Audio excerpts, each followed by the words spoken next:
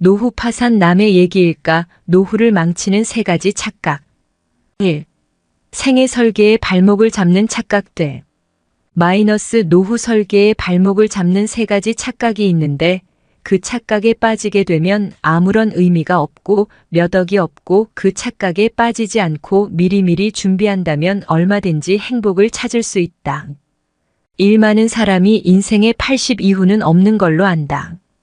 -80 이후를 생각하는 사람들이 거의 없다. 그런데 요즘 유행하는 말 중에 재수 없으면 120살까지 산다는 말이 있다. 많은 사람이 100살까지 살면서 짧게는 23년 길게는 10년 앓으면서 돈 문제, 외로움으로 고생한다. 이 죽음은 갑자기 조용히 오는 게 아니라 긴 병 후에 온다. 많은 사람이 자식이 자신의 노후라 생각한다. 마이너스 있는 돈 자식에게 다 퍼붓고 쪽방에 산다. 자녀 리스크가 너무 크다. 일본의 노후 파산. NHK에서 노후 파산 특집이라는 걸 방영했는데 일본에서 꽤 화제가 됐다. 국내에도 책으로 만들어져 출판된 일본 노인들은 고성장 시기에 직장 생활을 했기 때문에 잘릴 일이 없었다. 우리도 그랬지만 그 당시 일본 노인들은 돈을 빌려서라도 땅 사고 집 사고 주식 사고 사면 올라서 재산 형성을 했다. 또 연금 제도가 일찍 도입되어 우리 시기면 국민연금, 퇴직연금이 있다. 그런데 65세 이상 노인 중 독거노인이 630만 명인데 그중 200만 명이 노후 파산으로 비참한 삶을 살고 있다. 퇴직연금 제도가 있는 회사에서 다녔던 사람들은 상관없는데 그 외는 국민연금밖에 없다. 우리나라와 달리 일본은 국민연금이 1인당 65만 원이 최대다. 부부가 같이 산다면 130만 원, 일까지 하면 그럭저럭 사는데 사별하거나 이혼하면 65만 원으로 해결해야 하니까. 현역 시절에는 꿈에도 그렇게 될지 몰랐던 사람들이 노후 파산이라는 거다.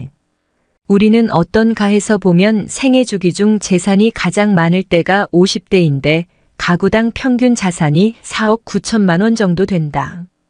근데 부채 차입금이 9,300만 원쯤. 3억 9,700이 순 자산인데 어떻게 보면 50대의 재산이 3억 9,700이면 괜찮지 않나 싶은데 문제는 3억 3천 정도가 집이다. 그거 빼고 나면 5,900 금융 자산이 그 정도 남는다. 그걸로 어떻게 30년을 사나. 일본은 연금이라도 있지 우리나라 65세 이상 고령자 중 노령연금을 한 푼이라도 받는 사람이 43%다. 월 수령액이 60만 원 미만이 그중 80%. 100만 원 이상 받는 사람은 6.6%. 퇴직연금 221조 원 납부 금액을 가입자 수로 나눠봤더니 3,200만 원이다. 통째로 받아봤자 1년 생활비도 안 된다. 개인연금은 특별한 사람밖에 없고 그런 상황이다 보니까 일본보다 훨씬 힘든 상황이다. 일본의 가정은 빚이 없다. 생애 주기별로 각 가정이 가지고 있는 저축액분 부채액 비율을 낸 거 보니까 일본은 제일 높을 때가 2030대당. 그 사람들은 3035년 월부로 집을 사다 보니까 빚밖에 없다. 근데 현역 시절에 계속 갚아서 퇴직할 때쯤 되면 빚이 거의 없다. 그러니까 집값이 내려가더라도 살다가 가면 된다. 내 친구가 일본 수도권에 사는데 제일 비쌀 때 3억 5, 6천 되던 28평 되던 주택이 지금은 3, 4천이다. 그래도 그 친구는 빚이 없으니 여기서 살다가 죽으면 되지 뭐한다. 짱구 아빠. 유유유. 근데 우리나라는 그 비율을 계산해 보니까 30대가 181%로 제일 높다. 근데 줄질 않고 83% 빚이 계속 있다. 왜 우리는 15평, 20평, 30평, 35평 늘리고 은행에 빚내서 집을 사니까. 진행자 그게 은행 집이 내 집이냐? 나중에 빚이 그렇게 남는다.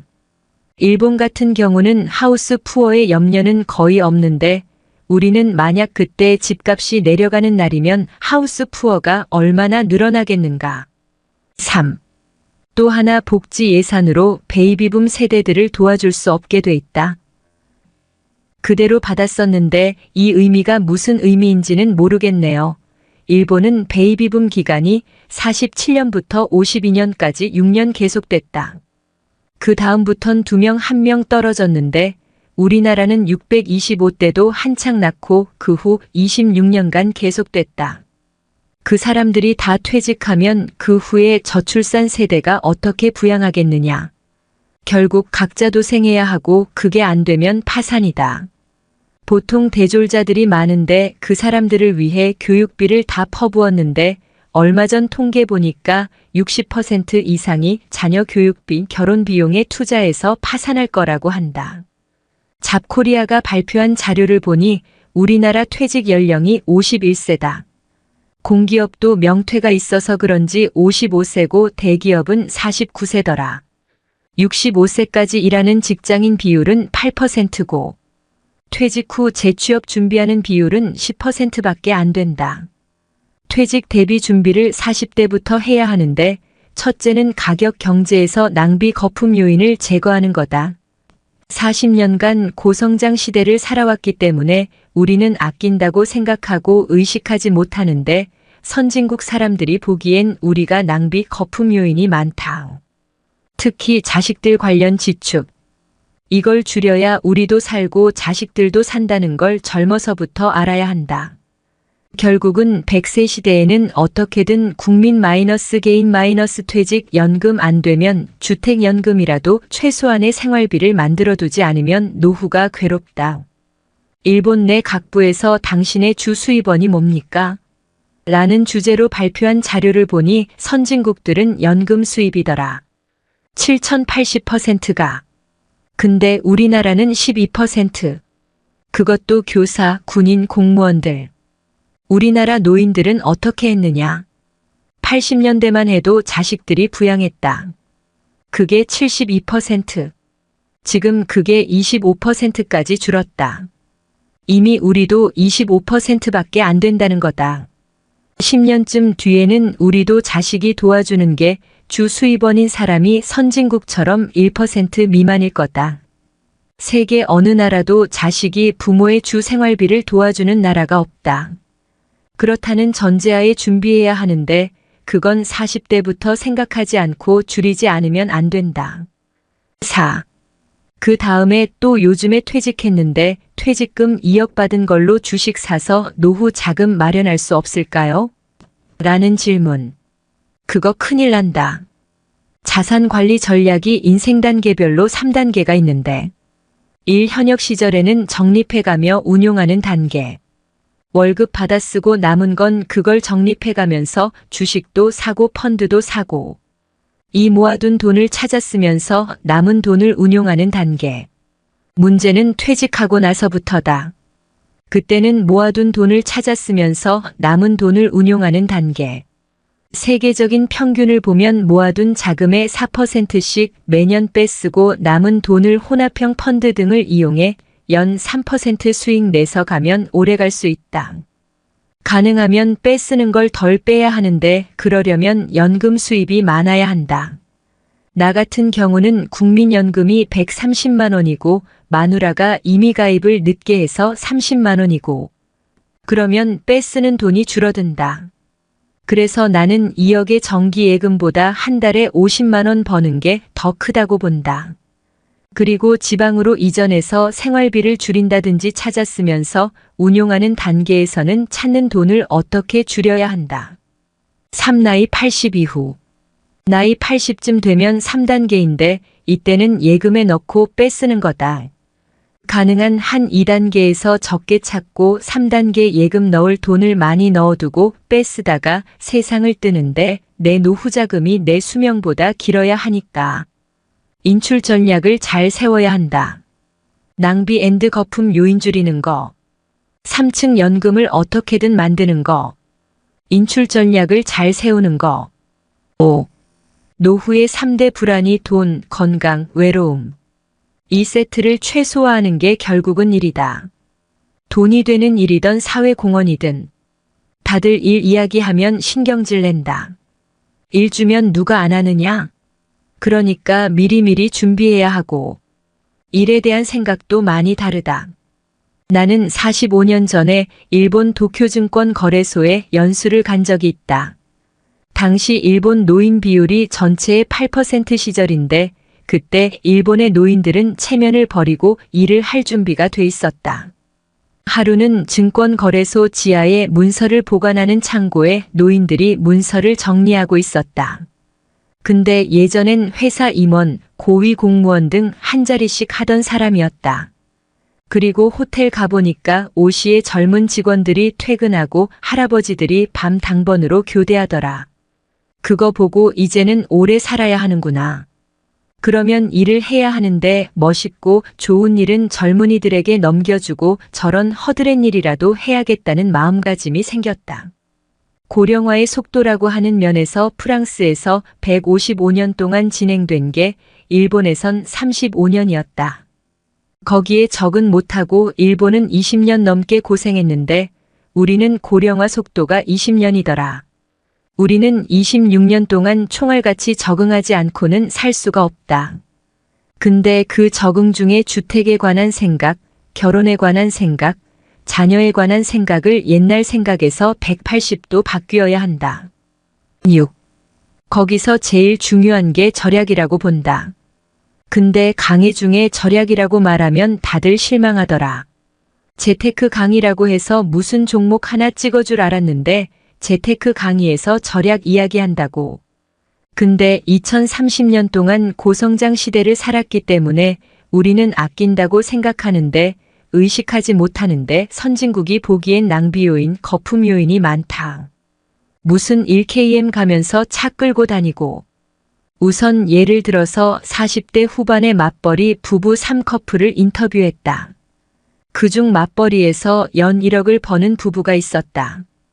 그런데 초6 중이 애들 과외비로 3,380만 원을 쓰더라. 근데 거기에 교재비, 간식비, 등록금 등등 훨씬 더 들어간다. 문제는 1억씩을 60, 70세까지 벌면 상관없는데 50대 초중반이면 끝이다. 주된 직장에서 나온 뒤 다른 직장을 찾으면 먼저 받던 직장의 절반만 받아도 최고다. 근데 애들 대학 들어가면 돈이 더 들고 또 노부모들에게 돈을 주다 보면 억대 연봉을 받던 사람이 중산층에서 탈락한다. 저런 낭비 요인과 거품 요인을 줄여야 하는데 그러려면 부부가 공통된 소신, 인식을 갖는 게 중요하다. 그런 사람들이 강의를 요즘 와서 심각하게 듣고 있는 걸 보면 많이 바뀌는 것 같다. 7. 또 하나는 2030대 주식 투자에 대해 말이 많은데 해서 나쁠 건 없다. 하나 생각할 건 셀러리맨이 직장에서 받는 월급, 보너스 그것도 금융자산이다. 그리고 우리는 그걸 버는 인적자산이다. 그래서 2030대는 인적자본 투자를 제일 우선순위에 두어야 한다고 본다. 자산관리 원칙으로 보면 젊었을 땐 일해서 버는 돈이 점점 늘어나지 않느냐. 그때는 금융자산 투자도 조금 하는 것 말고는 인적 투자 노력을 해야 하고 퇴직 무렵에 가면 그때 사실을 자산관리의 중요성이 커진다. 젊은 시절에 열심히 투자하고 주식에 투자하고 그런 사람이 잘된 사례를 본 적이 없다. 일로 성공하지 않고는 투자에 성공하더라도 불안정하더라.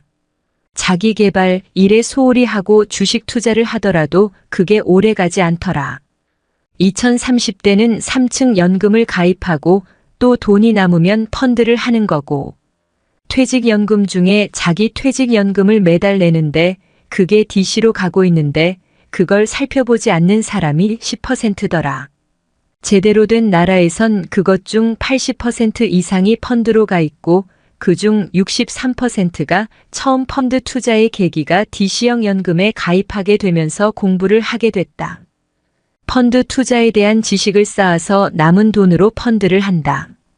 그 일을 하게 되면 시간 소요가 없다. 자산 관리, 재산 분리기를 하면서도 자기 일을 하게 되는데 어느 종목에 집중하면 자기 본업에 소홀하게 된다. 8. 가장 큰 투자 엔진은 자신의 직업이다. 그거는 꼭 생각해 봐야 한다. 또 주식을 하더라도 주머니를 3개를 가져야 한다. 생계형 주머니, 노후 대비 앤드 자산 대비형 주머니, 트레이딩 주머니. 사실 노후는 마냥 남의 이야기인 것 같았는데 유유 슬프게도 곧 40. 노후는 더 이상 막연한 미래가 아니다. 게다가 나는 10년 내로 은퇴할 계획을 가진 파이어족이라서 그런지 히읗히읗 노후에 대한 이야기가 더욱 인상 깊게 다가왔다. 일본과 우리나라의 비교를 많이 하셨는데 현재 세계 최고 고령화 국가인 일본의 노인들이 의외로 재무 상황은 제법 탄탄하다고 한다. 일단 과거 고성장기를 보냈기 때문에 돈 모으기가 수월했고 60세까지는 웬만해서 잘릴 일도 없었다. 게다가 연금 제도가 우리보다 우수하기 때문에 젊은 시절 직장 생활만 제대로 했다면 월 200만 원 정도는 연금으로 수령한다고 한다. 하지만 그럼에도 65세 이상 독거노인 630만 명 중 거의 30%인 무려 200만 명이 파산했다고 유유.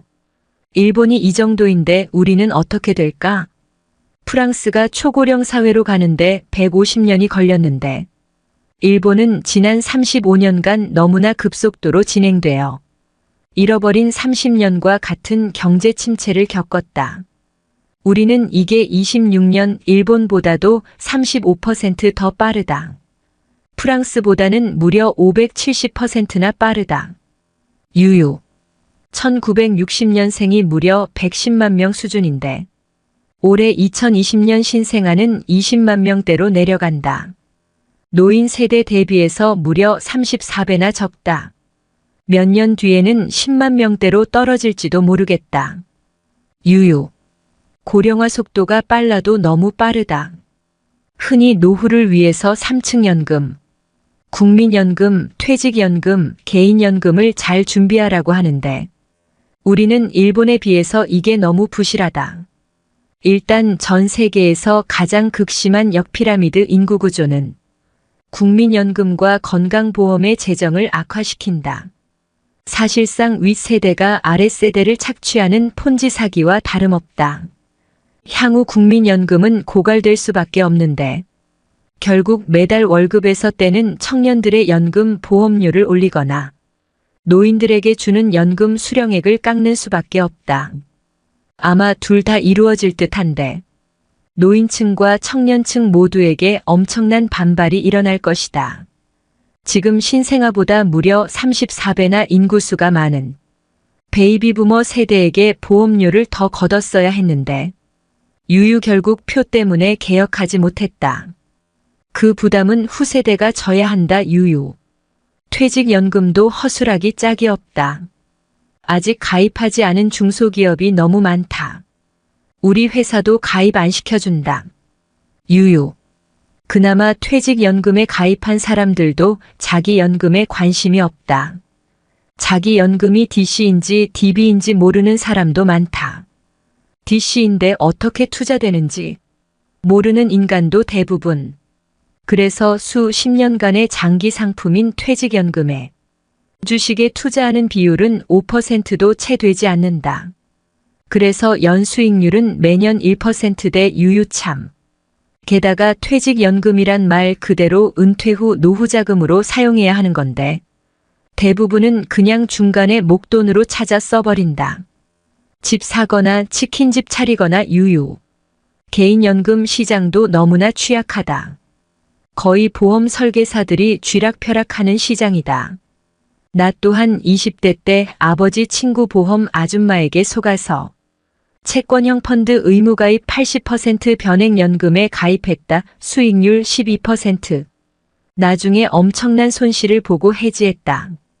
세금 혜택이 큰 연금저축이라는 좋은 제도도 있지만 연금저축보험이라는 이율 12%대의 보험사 저축만 가입하는 사람들도 대부분 유유.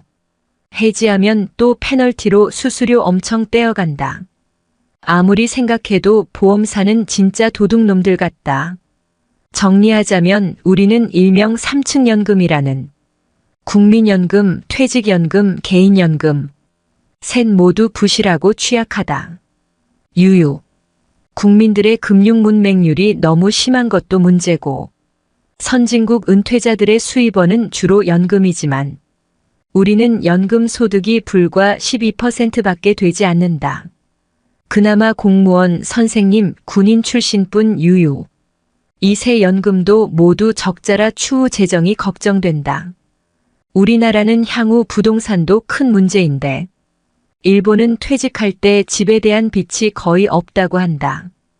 20, 30대 빚이 가장 많지만 퇴직할 무렵은 5% 정도로 거의 다 갚은 상태. 하지만 우리는 계속 큰 집으로 옮기기 때문에 퇴직할 무렵에도 집에 대한 부채가 엄청나게 많다. 진행자인 김동완 소장 말대로 대부분 그냥 은행집이다. 행여나 집값이 떨어지면 하우스 푸어의 염려가 한국은 너무 크다.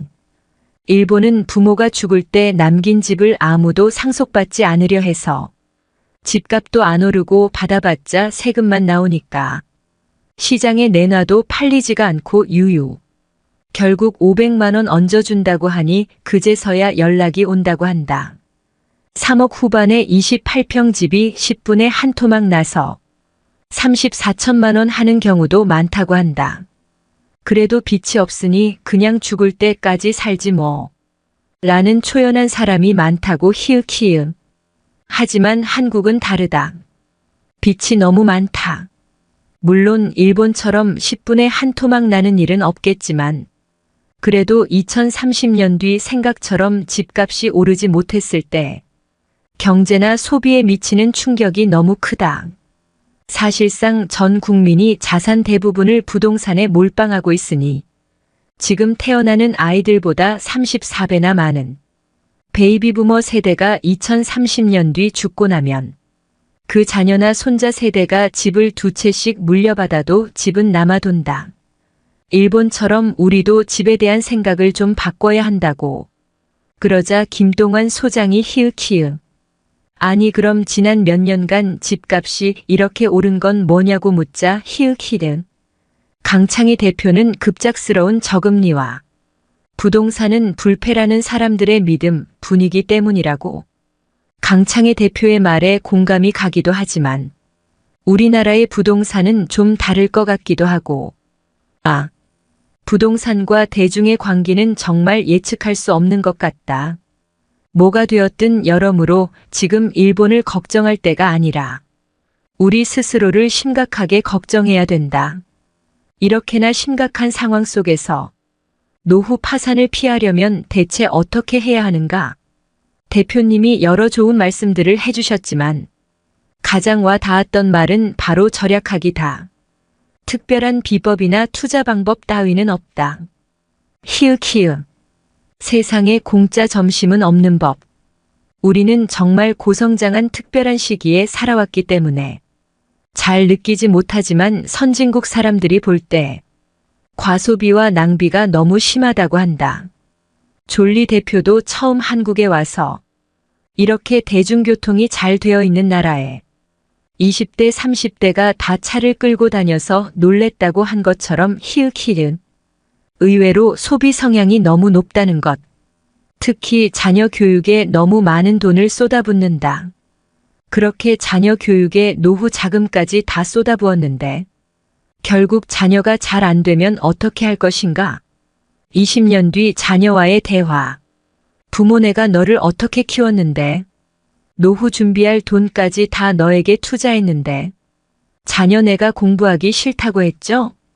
왜 그랬어요? 결혼 자금, 사업 자금도 못 도와주면서 내 주위 남자들은 솔직히 다 비슷하다. 굳이 자녀 교육에 많은 돈을 쏟아부어야 할까? 의문을 가진다. 하지만 그걸 와이프에게 말하게 되면 와이프 알. 당신은 빠져. 다행히 요즘은 자녀 교육에 너무 올인하는 것에 부정적인 여자분들도 많아졌다고 한다. 가장 신경 쓰지 말아야 될 말은 남들처럼 이다. 결혼할 때 그런 가치관이 비슷한 사람끼리 만나야 한다고. 만약 20년 전부터 자녀 교육에 쓸 돈으로 글로벌 1등 주식이나 ETF를 사모아줬으면 히읗히읗. 지금 대학생 자녀가 부모보다 부자가 될 수도 있다. 히읗히읗.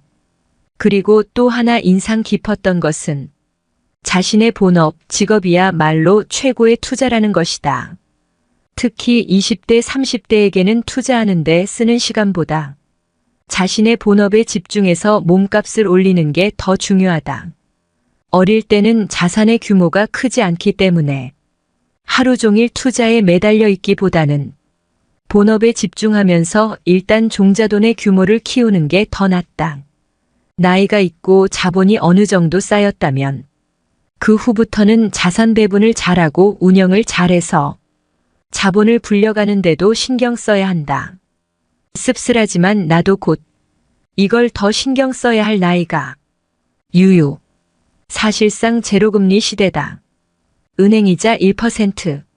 그러니 연 4% 수익만 돼도 훌륭한 편이다. 너무 욕심 부리지도 말자. 그리고 나이가 있다면 일단 체면 가리지 말고 허드렛 일이라도 할 수 있는 일을 찾아야 한다. 무슨 일을 하든 얼마를 받든 일단 할 수 있는 일이 있다는 것 자체가 좋은 거다. 내가 좋아하는 일이라면 더 좋겠지? 그러니 이건 미리 준비를 해야 한다. 그래서 나도 지금 준비 중이다. 히읗히읗. 나야 처자식도 없고 욕심도 별로 없어서 솔직히 노후에 대해 그렇게 걱정하진 않는다. 다만 얼마나 빨리 은퇴하느냐가 중요할 뿐.